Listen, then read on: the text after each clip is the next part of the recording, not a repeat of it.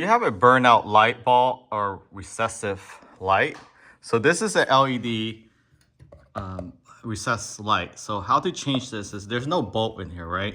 So this is actually very easy to change. However, you really have to get the right size. So the best way to find the right recessed light is to pull this down. And when you pull it down, there's 2 clamps on each side. So a total of 4. And I'm gonna get in close here. You can see right there, the recessed light cover.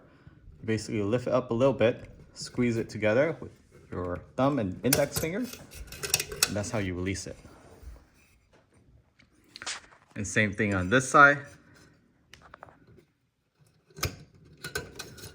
That's how you release it. So it just drops down like that.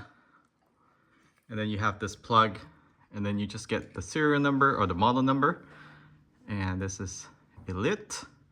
Go ahead and look for that E365934. So that's that looks to be the model number.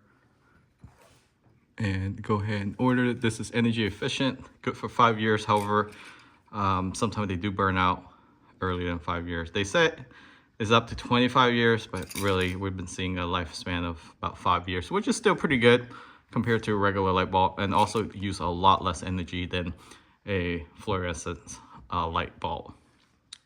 So that's how you pull it out, and then get the serial number, order it. If you already have the light, then you don't need to put this back up, and just unplug this one.